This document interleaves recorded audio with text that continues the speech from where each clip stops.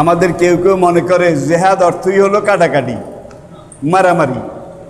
জুহুদন শব্দ থেকে জেহাদন, প্রচেষ্টা। জাকির নায়েক শতাব্দীর এই পর্যায়ে দুনিয়াকে যা দিয়েছে কোনো আলেম কোনো আল্লামা দিতে পারে নাই, কোনোদিন পারবেও না।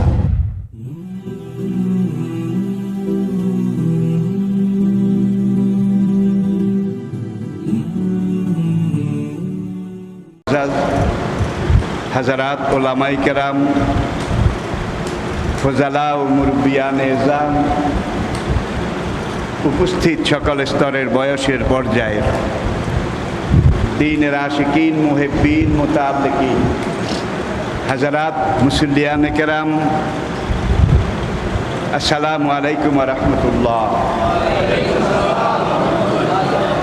আল্লাহ পাকের মহান দরবারে আলিশানে, মহান রব্বুল আলমিনের শাহী দরবারে হাজারো লাখো অনন্ত অযুত কোটি শুকরিয়া আদায় করছি, যিনি মেহরবানি করে এক সপ্তাহ পরে আজকে আবারও আমাদেরকে পবিত্র ইয়ামুল জুমার এই পবিত্র দিনে মহান রবের দাওয়াতে সাড়া দিয়ে আল্লাহর ঘরে আসতে পেরেছি। আসার মতো মন মানসিকতা, উৎসাহ, উদ্দীপনা, আগ্রহ, প্রেরণা যিনি আমাদেরকে দিয়েছেন, আর আসার মতো শারীরিক সুস্থতা, সক্ষমতা দান করেছেন, তার দরবারে আবারও শুকরিয়া আদায় করছি। সবাই পড়ুন আলহামদুলিল্লাহ। মানুষের জীবনটা এমন, আজকে আমরা মহান রব্বুল আলমিনের ডাকে সাড়া দিয়ে তার ঘরে এসেছি।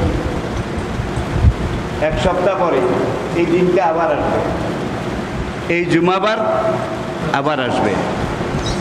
এক সপ্তাহ পরে সেই জুমায় আপনি, আমি, আমরা আসতে পারবো, হাজির হতে পারবো। এর নিশ্চয়তা কি আপনাদের একজনেরও আছে?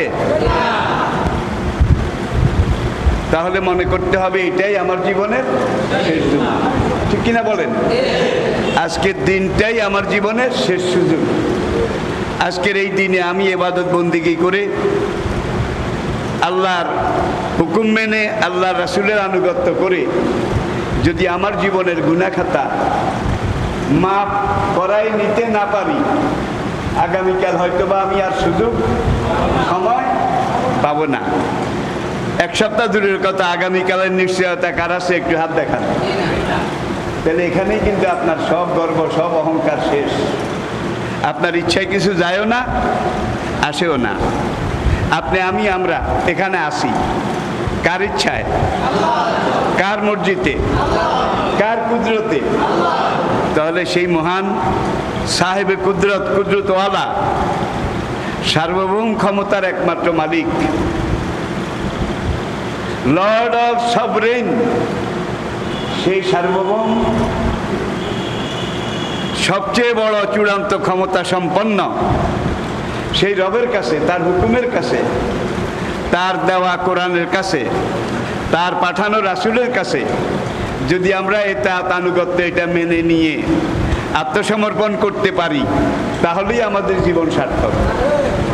আর যদি না পারি, আপনার টাকা পয়সা আছে, গাড়ি বাড়ি আছে, অনেক সম্পদ আছে, কারুনেদের চাইতে কম ছিল না বেশি? অল্প বেশি না অনেক বেশি? সম্পদ কি কোনো কাজে এসেছিল? কোনো কাজে আসবে না। এই দুনিয়ার সম্পদ 2 দিনের খেলাঘর। আজকে সংক্ষেপে আমাদের আলোচনা দাইয়েল আল্লাহ এবং দাওয়াতে দিন। দাইয়েল আল্লাহ মানে হলো আল্লাহর পথে যারা মানুষদেরকে ডাকে, আর দাওয়াতে দিন, দিনের প্রচার প্রসার, দিনের দাওয়াত, দিনের দিকে মানুষদেরকে আহ্বান করা।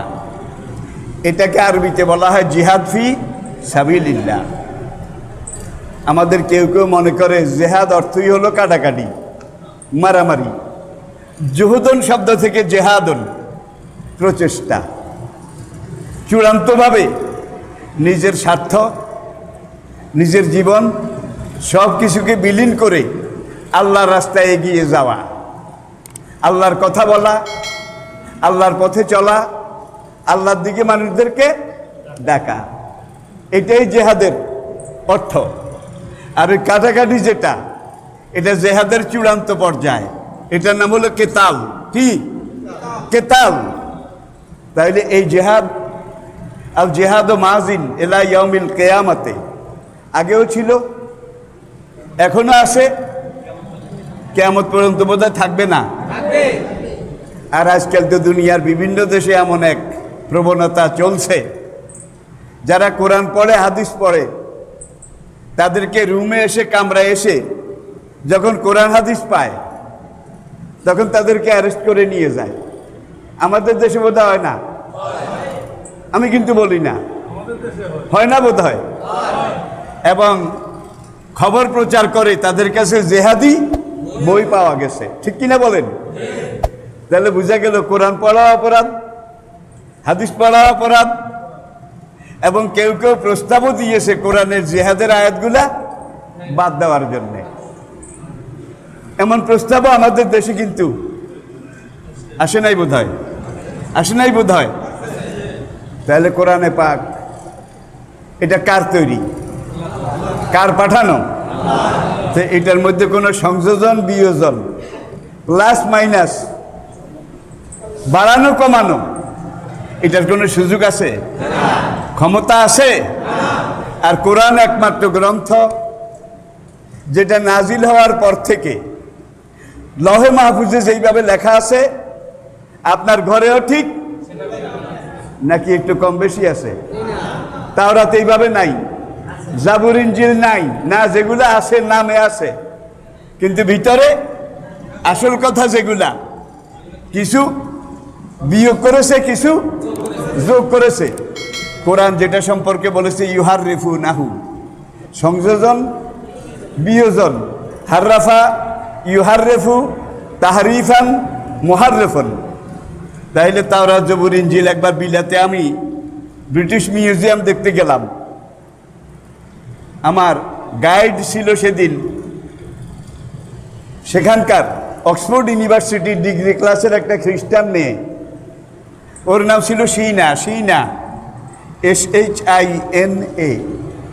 তো মিউজিয়ামে ঢুকার পরে, আর আপনারা জানেন ব্রিটিশ মিউজিয়াম হলো দুনিয়ার মধ্যে সবচাইতে richest museum of the world. British মিউজিয়ামে যত কিছু আছে দুনিয়ার কোনো মিউজিয়ামে এত কিছু নাই। কারণ ব্রিটিশ পুরা দুনিয়ার বাদশা ছিল, রাজা ছিল।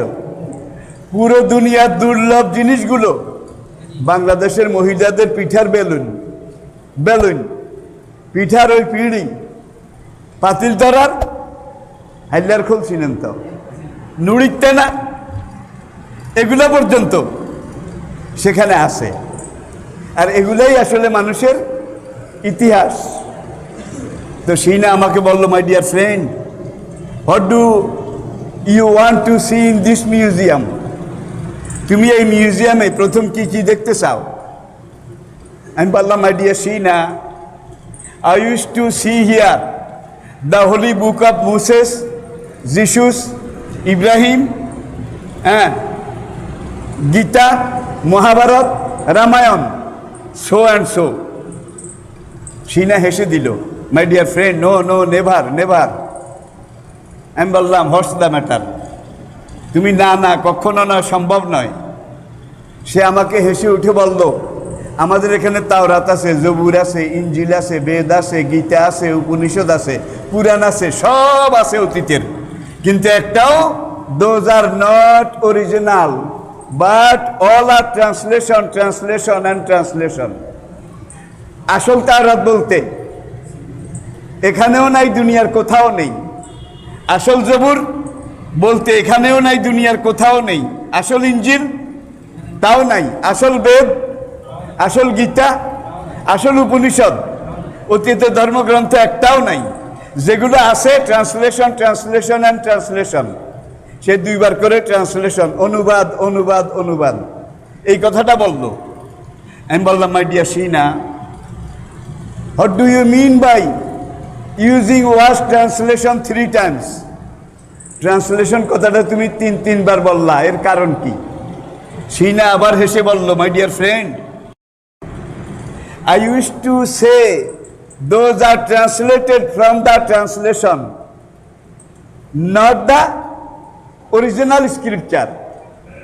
আমাদের এখানে বেদ, গীতা, উপনিষদ, তাওরাত, জবুর, ইনজিল সবই আছে, আসলটা তো নাই, আসলের অনুবাদও নাই। Translated from translation. আমাদের এখানে যেগুলো আছে অনুবাদ, অনুবাদের অনুবাদ, তার অনুবাদ, নকল, নকলের নকল, তার নকল, তস্য নকল। বুঝাতে পেরেছি বোধহয়? আসল অনুবাদ তো দূরের কথা, অনুবাদের অনুবাদ, নকলের নকল, তস্য নকল। সে আমাকে নিয়ে গেল প্রথম বাইবেল কর্নারে। দেখো, আই এম এ ক্রিশ্চিয়ান, আমি একজন রোমান ক্যাথলিক খ্রিস্টান, আমার বাপ দাদা 14 গোষ্ঠী খ্রিস্টান, আর এই বাইবেল আমাদের ধর্মগ্রন্থ। এই দেখো, এইটা এই সংস্করণ অমুক সনে ছাপা, এইটা দেখো, এইটা এই সংস্করণ অমুক সনে ছাপা। এই দেখো, দুইটার মধ্যে কোনো মিল নেই। এটার এত চ্যাপ্টারে এই কথা, এইটাতে আরেক কথা, ওইটাতে আরেক কথা। জবুর, ইনজিল, বেদ, গীতা, উপনিষদ, পুরাণ সবগুলা এই অবস্থা, একটার সাথে আরেকটার কোনো মিল নাই। এটাকেই কোরআন বলছে ইউহার রেফু নাহু, এগুলাকে রদবদল করে ফেলা হয়েছে। কিন্তু কোরআন আল্লাহ পাক এমন ভাবে নাজিল করেছেন, বেলেসানিন আরাবিয়্যিম মুবিন, স্বচ্ছ প্রাঞ্জল ঝরঝরে মিষ্টি আরবি ভাষা, এইটা কোরআন নাজিল করেছেন। আর আজকের আধুনিক যুগে, আজকের এই বিজ্ঞানের পূর্ণতার যুগে কোরআনের উপরে যত মানুষ গবেষণা করতেছে, রিসার্চ করতেছে, ততই মানুষ কোরআনের কাছে ধরা পড়তেছে। কোরআন কারো কাছে ধরা পড়ে নাই। মরিস বুকাইলি সম্পর্কে আপনারা জানেন, একজন খ্রিস্টান, ইসলাম এবং মুসলমানের চরম শত্রু ছিল। সেই মরিস বুকাইলি কোরআন শিখলো, পড়া শিখলো, এরপরে এইটার অনুবাদ, ব্যাখ্যা এগুলো পড়লো, ভুল ধরার জন্য পড়লো, কিন্তু ভুল ধরার জন্যে পড়ে টড়ে সে দেখলো, বাবা রে বাবা, আমার খ্রিস্টান ধর্মগ্রন্থ ইনজিল, সেটার একটার সাথে আরেকটার মিল নাই। আর এই কোরআন এমন কোরআন, প্রথম আয়াত বিসমিল্লাহির রহমানির রহিম, নাকি? এটাও কিন্তু আয়াত, এটার আবার ভিন্ন করবেন না, এটা কোরআনের প্রথম আয়াত। সূরা নমলে আছে ইন্নাহু মিন সুলাইমানা ওয়া ইন্নাহু বিসমিল্লাহির রহমানির রহিম, একটা আয়াত।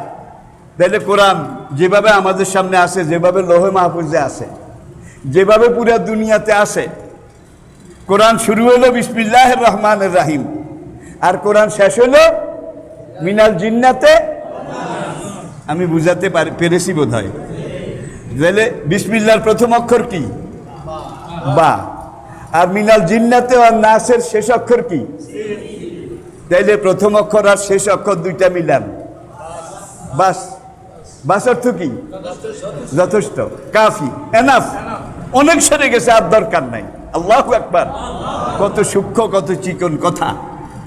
এইভাবে শুরুর পরে কোরআন কিভাবে কি, তাওরাতের জামানায়, তাওরাত নাজিল হওয়ার জামানায়, মুসা আলাইহিস সালামের যুগে তাওরাতের একজন হাফেজ ছিল, এমন রেকর্ড দুনিয়াতে নাই। তখনও ছিল না, এখন তো তাওরাতই নাই, হাফেজ থাকবে কোত্থেকে? ও আতাইনা দাউদা জাবুরা, আল্লাহ পাক বলছেন দাউদ নবীর কাছে আমি জাবুর কিতাব নাজিল করেছি। জাবুরের ভাষা ছিল সুরিয়ানি, তাওরাতের ভাষা ছিল এব্রানি, যেটাকে আমরা হিব্রু ভাষা বলি আর কি। সেই জাবুরের যুগে, দাউদ আলাইহিস সালামের জামানায়, জাবুর কিতাবের একজন হাফেজ সাহেব ছিল, এমন রেকর্ড আছে? একজনও ছিল না। এরপরে ইনজিল ঈসা আলাইহিস সালামের উপরে সুরিয়ানি ভাষায় আল্লাহ নাজিল করেছিলেন। তো ইনজিলের কোন হাফেজ এই যুগে বোধহয় আছে? সেই যুগে বোধহয় ছিল? কোন যুগে বোধহয় ছিল? তাহলে তাওরাত, জবুর, ইনজিল এই তিনটে হলো কোরআনের আগের সবচেয়ে বড় কিতাব, আসমানি কিতাব। এখন এগুলোর নামে আছে কিন্তু কামে একটাও নাই, সব নকল নকল নকল। প্রাচীন ভারতে সত্যযুগে, ত্রেতা যুগে, দাপর যুগে বেদের কোন একজন হাফেজ ব্রাহ্মণ ছিল। কি বেদের? জবা কুসুমা শঙ্কা সমকাশ্যপ ইয়ং নাসং ওসামুন্ডে জয় জয় সম্ভয় সম্ভয় সর্বসত্তা নামং সাহা, এগুলা কি মুখস্থ করার জিনিস? ভাই আমার কিন্তু অনেক মুখস্থ আছে। আর কয়েক মাস আগে কলকাতা থেকে একজন হিন্দু ব্রাহ্মণ পণ্ডিত আমার বাড়িতে এসেছিল। আপনারা জানেন সে ইন্ডিয়া থেকে এসে আমার সাক্ষাৎকার নিয়েছে যে আপনি একজন ধর্মীয় নেতা, আলেম হয়ে তাওরাত জবুর ইনজিল যেইভাবে বলেন আর বেদ গীতা উপনিষদ যেইভাবে আপনি বলেন, আমাদের কোনো ব্রাহ্মণের বাবারও সাধ্য নাই এর একটা লাইন বলে। আমি তাহলে অপরাধ করেছি? কয় না না, আপনাকে আমি মনে করি আরেকজন জাকির নায়েক। আরেকজন জাকির নায়েক শতাব্দীর এই পর্যায়ে দুনিয়াকে যা দিয়েছে কোনো আলেম কোনো আল্লামা দিতে পারে নাই, কোনোদিন পারবেও না। আর আমাদের সমাজের অনেক আলেম ওলামা জাকির নায়কের বিরোধিতা করে, ঠিক কিনা বলেন?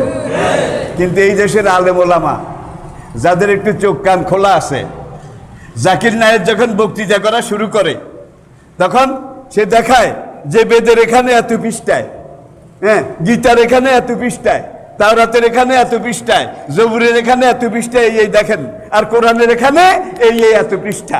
এইবার আপনারা তুলনা করেন। হাজার হাজার অমুসলিম জাকির নায়েকের এই বক্তব্য শুনে আর তার পিস টিভি এটা শুনে মুসলমান হয়ে গেছে হাজার হাজার, ঠিক কিনা বলেন?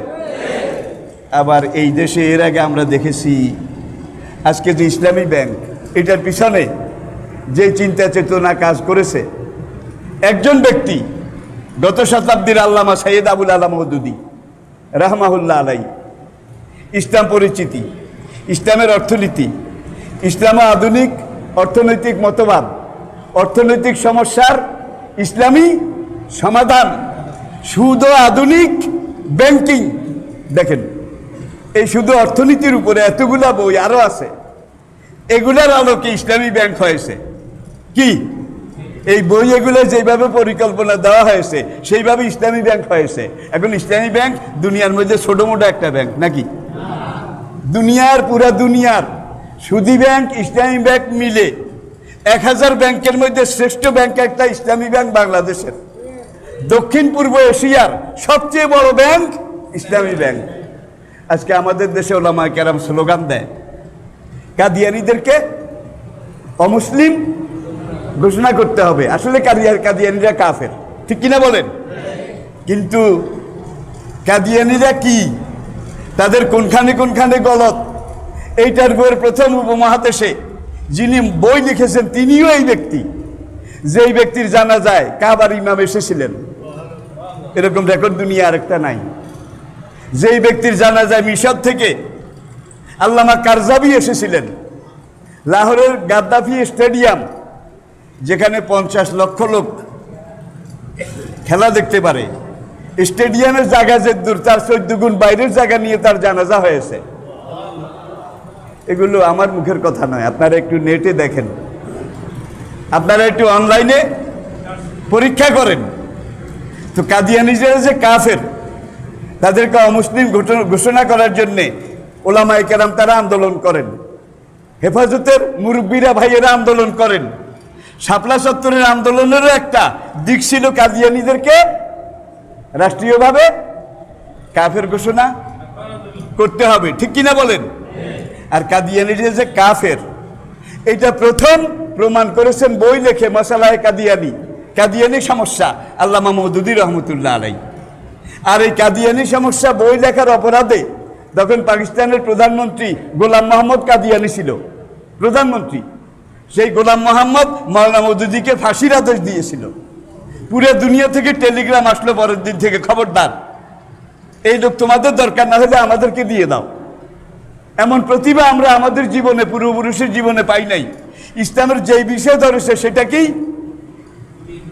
তাই কাদিয়ানী সমস্যা বই লেখে কাদিয়ানীদেরকে অমুসলিম কাফের যিনি প্রমাণ করলেন।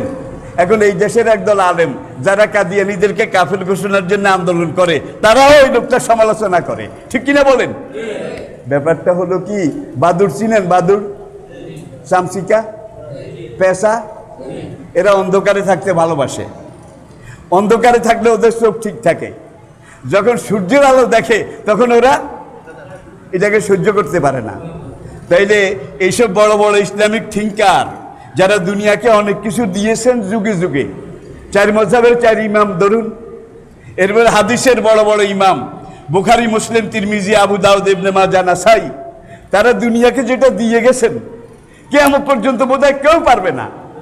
এরপরে এই হাদিসের ব্যাখ্যা করতে গিয়ে আল্লামা বদরুদ্দিন আইনি রহমতুল্লাহ আলাই, আল্লামা মহিউদ্দিন নবী রহমতুল্লাহ আলাই, আল্লামা ইবনে হাজার আসকালানি রহমতুল্লাহ আলাই, আল্লামা শেখ আহমদ কাস্তালানি রহমতুল্লাহ আলাই, আল্লামা মোল্লা আলী কারি রহমতুল্লাহ আলাই, তারা দুনিয়াকে এই কোরআন হাদিসের ব্যাখ্যা করতে গিয়ে যা দিয়ে গেছেন কিয়ামত পর্যন্ত বোধহয় এগুলো শেষ হবে না, এগুলো পড়াও শেষ হবে না, ঠিক কিনা বলুন? তাহলে যুগে যুগে একদল এইভাবে ইসলামের পথে ডেকেছেন। এখন কাদিয়ানীদেরকে কাফের ঘোষণা করা লাগবে, কাদিয়ানীরা কাফের, অমুসলিম, তাদেরকে অমুসলিম ঘোষণা করার জন্য আন্দোলন করা হয়, স্লোগান দেওয়া হয়, মিছিল করা হয়। কিন্তু যেই বেটা কাদিয়ানীদেরকে কাফের কোরআন হাদিস দিয়ে বই লিখে প্রমাণ করেছে, সেই বেটার বিরোধিতা করে। আমি বোধহয় বুঝাতে পারি নাই, আমি বোধহয় বুঝাইতে পারি নাই। তাইলে আমরা মূলকে যদি অস্বীকার করি, সত্য শেক্সপিয়ারের উপন্যাস রোমিও জুলিয়েট, রোমিও জুলিয়েট, এটার মধ্যে আমি পড়েছি, আমার মনে আছে ছাত্র জীবনের পড়া, যে হাজারো ঝড় তুফান, ঝঞ্ঝাবায়ু, ঘূর্ণিঝড়, এটার ভিতর দিয়েও, সাইক্লোনের ভিতর দিয়েও সত্যের আলো চিরকাল নিষ্প্রভ। এটাকে কেউ কোনোদিন নিভাতে, থামাতে পারেনি। এবারে আসুন আমরা আবার কথায় ফিরে আসি। তাহলে বোঝা গেল ইসলামের খেদমত যে যেইভাবে পেরেছে। ওই দিন আমি ফেসবুক নেটে দেখলাম সিলেটের এক শাইখুল হাদিস, তিনি বলেন যে ডক্টর জাকির নায়েক কোরআন শুদ্ধভাবে তেলাওয়াত করতে পারে না। আচ্ছা, একজন ইংরেজি শিক্ষিত, একজন ডাক্তার, তার পক্ষে কি কারি হওয়া সম্ভব নেই? দরকার আছে নাকি? কারি হওয়া সম্ভাবনা, কারি হওয়ার দরকারও নাই। কিন্তু সে তাওরাত, ইনজিল, জবুর, হিব্রু ভাষা, তারপরে এই ভাষা, ওই ভাষা, বেদ, গীতার সাংস্কৃতিক ভাষা, তারপরে এইগুলাকে যেইভাবে পড়ে, কোরআনকেও ঠিক এইভাবে পড়ে। সে কারি না, কিন্তু সে দুনিয়াকে যা দিয়েছে, আমি লুৎফর রহমান কি দিতে পেরেছি? ঘোড়ার ডিম ছাড়া আর কিছু, ঘোড়ার ডিম ছাড়া আর কিছু। সুতরাং আমি যদি ওনাদের বিরোধিতা করি, তাহলে আমি আর ওই চামচিকা বাদুর এক। তারা ছিলেন ইসলামের সূর্য, ঠিক কিনা? তাদের আলোকে পুরা দুনিয়া আলোকিত হয়েছে। আর উপমহাদেশে গত 100 বছর আগে সবচেয়ে বড় আলেম ছিলেন, মুফাসসির ছিলেন, মুহাদ্দিস, শাইখুল হাদিস ছিলেন আল্লামা আশরাফ আলী থানভী রাহমাহুল্লাহ। নামটা আপনারা সবাই জানেন। এই যে তার সংক্ষিপ্ত তাফসির আমি আজকে নিয়ে এসেছি, এখানে 5 জিলদ তাফসির আছে পরিপূর্ণ। এগুলো আপনারা পড়েন, এগুলো আপনারা শিখেন একেবারে সংক্ষেপে। তো থানভী রহমতুল্লাহ আলাইহি যা দিয়েছেন, তার আগে পরে যারা দিয়েছেন, আমাদের মুখ আছে কিন্তু কলম নাই। কি? তাদের মুখও ছিল, কলমও ছিল। মুখের কথা আজকাল হয়তো নেটে, ইন্টারনেটের যুগে কিছু ধরে রাখা যায়, কিন্তু আজ থেকে 50 বছর আগে কথা ধরে রাখার কোনো কিছু ছিল? ছিল। তারা মুখে যা বলেছেন, কলমে তার চাইতে 100 গুণ বেশি লিখে আমাদের জন্য রেখে গিয়েছেন। এগুলো আমাদের জন্য সবচেয়ে বড় অমূল্য সম্পদ, ঠিক কিনা বলেন? আরে ভাই, আমি জসিমউদ্দিনের যত বই আছে, ধানক্ষেত, সুজনবাদিয়ার ঘাট, নকশিকাতার মাঠ, এই থেকে শুরু করে সব পড়েছি। রবীন্দ্রনাথের যত সাহিত্য আছে, কাব্য আছে, গোয়ালিনী থেকে শুরু করে সবগুলো আমি পড়েছি। শরৎ বঙ্কিমের কমলাকান্তের দফতর, এই থেকে শুরু করে সবগুলো আমি পড়েছি। অবধূতের সুজনবাদিয়ার ঘাট, নকশিকাতার মাঠ, হ্যাঁ, এই থেকে শুরু করে আমি দেখুন কলিতীর্থ কালীঘাট, মরুতীর্থ হিংলাজ, এই থেকে শুরু করে সব পড়েছি, শেক্সপিয়ারের সব পড়েছি। আসলে যত বেশি পড়বেন তত বেশি আপনি সমৃদ্ধ হবেন, যত বেশি পড়বেন, যত বেশি শুনবেন, যত বেশি জানবেন, তত বেশি আপনি সমৃদ্ধ হবেন। ঠিক কিনা বলেন? আমরা পড়িও না, জানিও না, পড়ার জানার চেষ্টাও আমরা হইলাম শোনা কথা। কথায় বলে শোনা কথা দুনামিশা। ঠিক কিনা বলেন? শোনা কথা দুনামিশা। লেখা যেটা আছে ডকুমেন্টারি, সেগুলো পড়েন। আর মুসলমান জাতি, যে কোরআনের কথা বলছিলাম, কোরআনে যারা ভুল ধরতে যুগে যুগে ঢুকেছে, মোহাম্মদ আসাদ আরেকজন খ্রিস্টান, কোরআনের দুশ্মন, কোরআনে ভুল ধরার জন্যে সে এটার মধ্যে ঢুকেছে।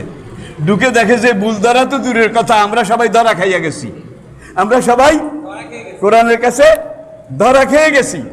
তাইলে কোরআনের ভিতরে যারা ঢুকেছে, অমুসলিম হলেও একবার যারা ঢুকেছে, তারা কোরআনের জগতে এসে আল্লাহ পাকের নূরের জ্যোতিতে জ্যোতিষ্ণাত হয়ে গেছে। এগুলা ইতিহাস। আর এই যুগে ইসলামের বিরোধিতা সবচাইতে বেশি করা হয়। ঠিক কিনা বলেন?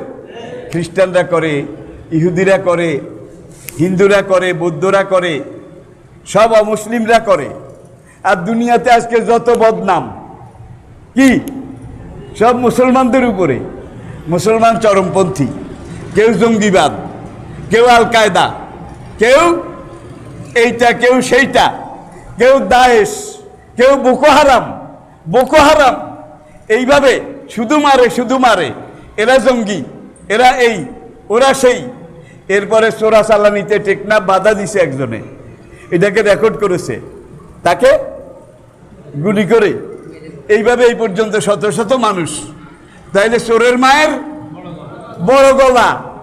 আজকে যারা চোর নয়, তারা সব চোরদের হাতে জিম্মি এবং বন্দি। ঠিক কিনা বলেন?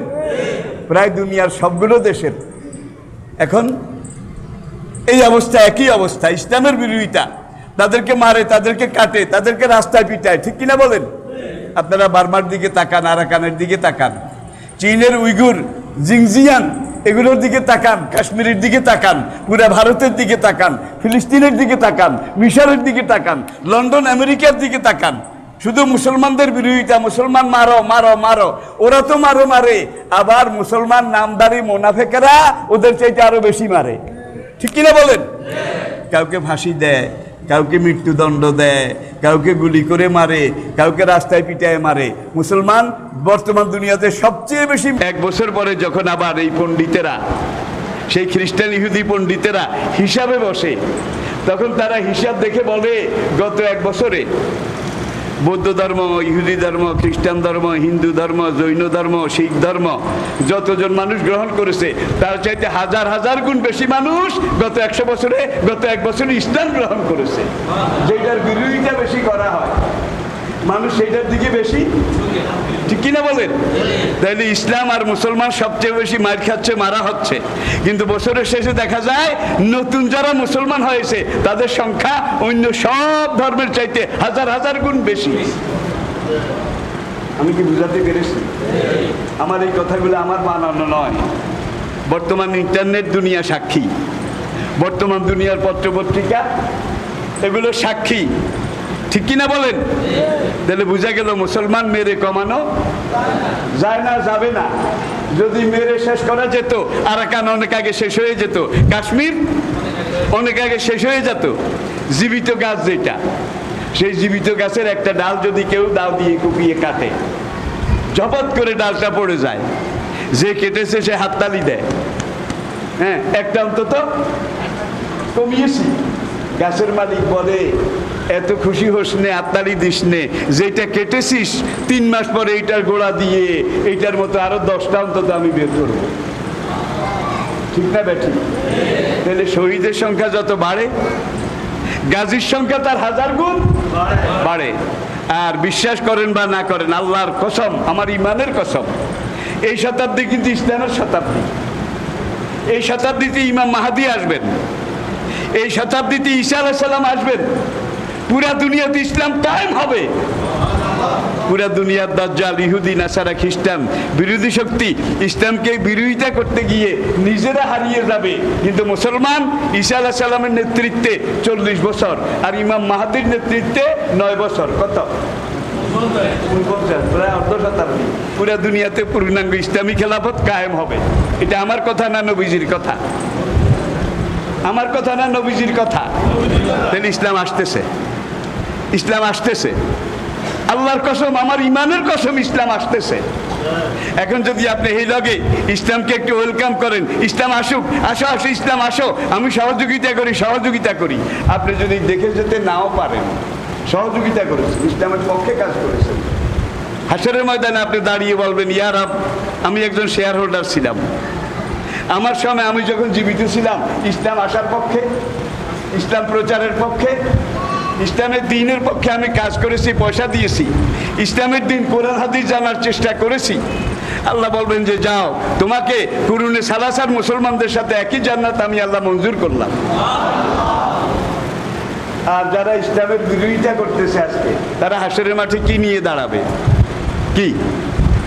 আবু জেহেল, উতবা, ওলিদ, রবিয়া, মুগিরা, সাহেবা, ফেরাউন, কারুন, নমরুদ, সাদ্দাত, যারা ইসলামের বিরোধিতা আগে করেছে, এখনো করে। মান তাশাব্বাহা বিকাউমিন ফাহুয়া মিনহুম, দোহাই আল্লাহ, তারা হাসরের ময়দানে এই ফেরাউন, নমরুদ, সাদ্দাত, আবু জেহেলের সাথে একত্রে উঠবে। এটা কোরআনের কথা আমি বলেছি। এখন আমরা কি কেউ আবু জাহেল, উতবা, ওলিদের সাথে উঠতে চাই? আমরা আবু বকর, ওমর, ওসমান, আমাদের নবীজির পিছে উঠতে চাই। কে কে চান? কে কে চান? কে কে চান?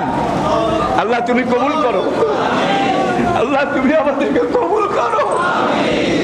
হাসরের কঠিন ময়দানে তুমি আমাদের একজনকেও বেইজ্জত করো না আল্লাহ, আমাদের একজনকে রসোয়া করো না ইয়া আল্লাহ, তোমার কাছে ফরিয়াদ করি। তাহলে আমরা যদি এখন ইসলামের পক্ষে একটা কথা বলি, একজন ভাইকে ইসলামের দাওয়াত দেই, ভাই ইসলাম এইভাবে ভালো, আসো তুমি দ্বীনের পথে, এই এই খারাপ কাজ এগুলো বাদ দাও, এই কথা যদি আপনি বলেন, তাইলে বোধহয় আল্লাহ এটার যা আপনাকে দেবে না, বদলা বোধহয় আপনাকে দেবে না। তাকে জোর করে ভালো বানানোর ক্ষমতা আপনার নাই, আপনি পারবেনও না, আমিও পারবো না। নবীজি বোধহয় পেরেছিলেন আবু জাহেলকে ভালো বানাইতে, তাইলে সবাই ভালো হবে না, কিন্তু নবীজি যে তাদেরকে ভালো করার চেষ্টা করেছেন, এটার জবাব নবীজি বোধহয় যা বোধহয় পাবেন না। আবু বকর, ওমর, ওসমান তারা বোধহয় পাবেন না।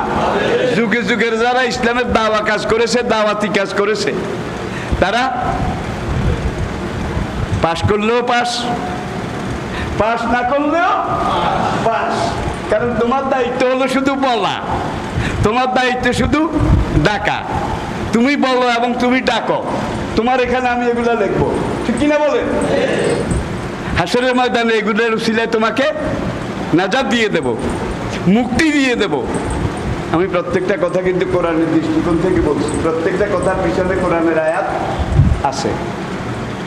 স্বল্প পরিসরে আমি আয়াত উল্লেখ করতে পারছি না, কিন্তু এগুলো একটাও আমার নিজের কথা নয়, আল্লাহ, আল্লাহ রাসূল এবং ইসলামের কথা, ঠিক কিনা বলেন?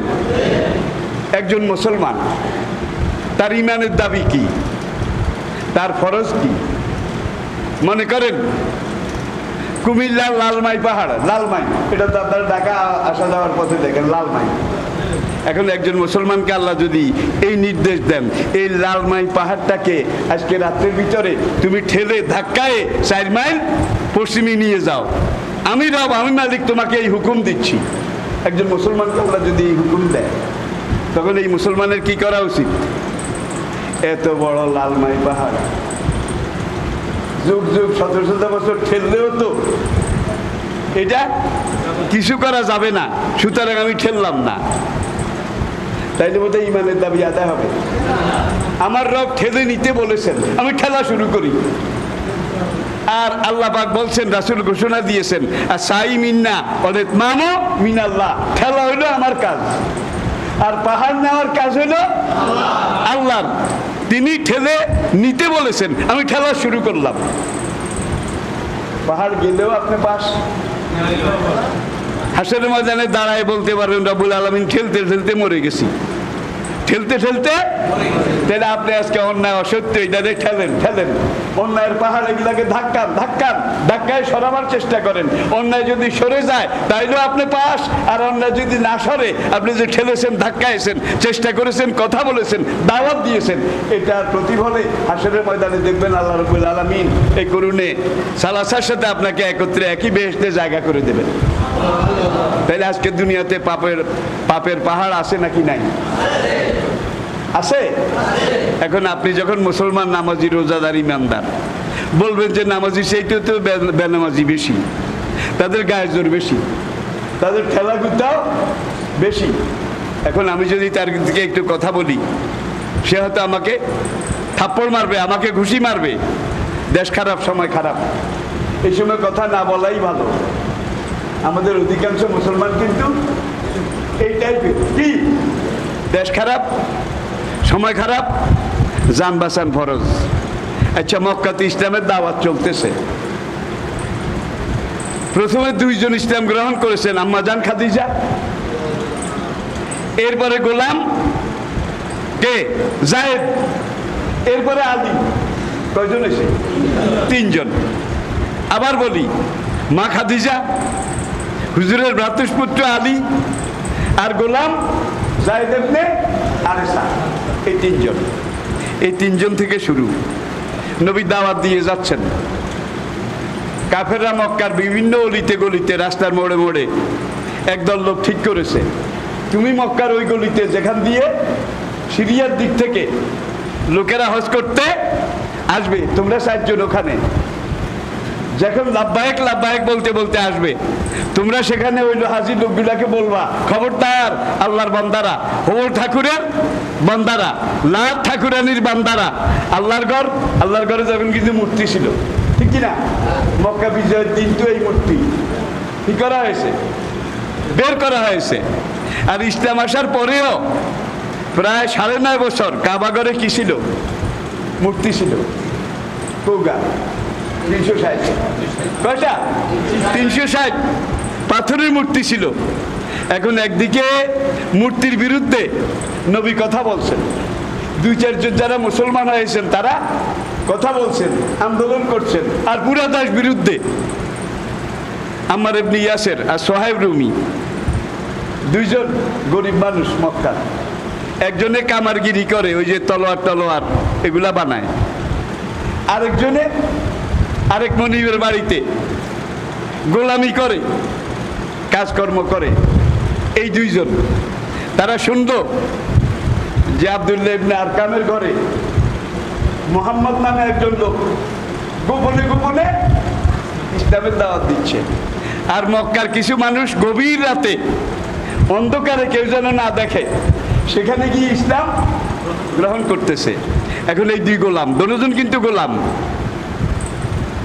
আম্মার ইবনে ইয়াসের আর সোহাইব রুমি, এই 2 জন তারা গভীর রাতে একজন আর একজনের দেখা করলো।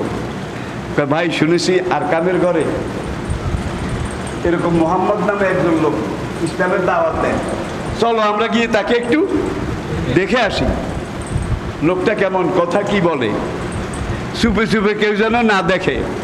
এইভাবে তারা সেখানে যেতে যেতে ফজরের ওয়াক্ত হয়ে গেছে। সেখানে সাহাবায়ে কেরাম নবীজির নেতৃত্বে জামাতে ইমামতের সালাত আদায় করলেন। সালাতের পরে এই 2 জন গোলাম আম্মার এবং সোহাইব রাদিয়াল্লাহু তাআলা আনহুমা, তারা নবীর চেহারার দিকে তাকিয়েই কিন্তু অর্ধেক মুসলমান হয়ে গেছে। আরে এই মানুষের বিরুদ্ধে কেউ কয় পাগল, কেউ কয় মৃত্যু, কেউ কয় জাদুকর, ঠিক কিনা? পাগল, মৃত্যু, জাদুকর। স্বার্থ নবী, নবীর উপরে কোন অপবাদ না দিয়েছিল বলেন? সব রকমের বদনাম, দুর্নাম। এখন হাজী সাহেবদেরকে বলে যে হবল, লাত, উজ্জা, ঠাকুর ঠাকুরানির গোলামেরা, বান্দারা, সন্তানরা হজ করতে এসেছেন, কাবা হজ করে দেবতাদেরকে সেজদা করে অশেষ নেকি নিয়ে দেশে ফিরে যান, ভালো, আপনাদের মঙ্গল কামনা করি। খবরদার পাগলের পাল্লায় পড়িয়েন না, হাজীদেরকে কয়। কারণ হাজী সাহেব একজন জিজ্ঞাসা করে, ভাই কোন পাগল, কেমন পাগল? তো শোনো নাই মক্কাতে মানুষ একটা পাগল হয়েছে, মাথা খারাপ, নতুন ধর্মের কথা বলে, নতুন দিনের কথা বলে, এই কথাও বলে মরার পরে আমরা নাকি আবার জীবিত হব, হিসাব দেওয়া লাগবে, হজ করেন ভালো কথা, খবরদার পাগলের পাল্লায়। এখন হাজী সাহেবেরা লাভবাহিক বলতে বলতে সামনের দিকে আসে, কাবার দিকে আসে, একজন একজনকে কই, রে ভাই হজের কাজটা শেষ হোক, মনে রাখিস আমি ভুলি যাই নাকি। কেমন পাগল, একটু আমরা না দেখে যাব না। এটা হলো নেগেটিভ প্রচার, বিরোধিতার জন্য বিরোধিতা করেছে, কিন্তু এই বিরোধিতা ইসলামের পক্ষে চলে আসছে, ঠিক কিনা বলেন?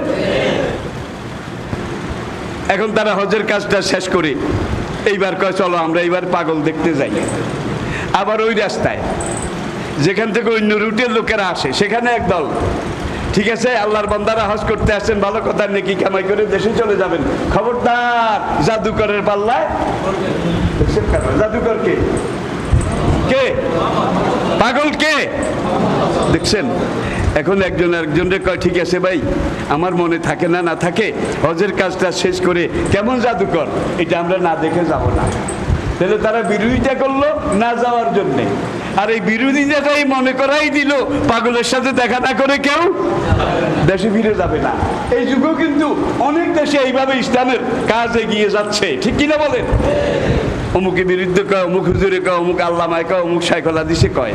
আচ্ছা, যার বিরুদ্ধে এত কথা কয় তার একটা বই পড়ে দেখি। পড়ার পরে বাবা রে বাবা, এমন কথা তো জীবনে।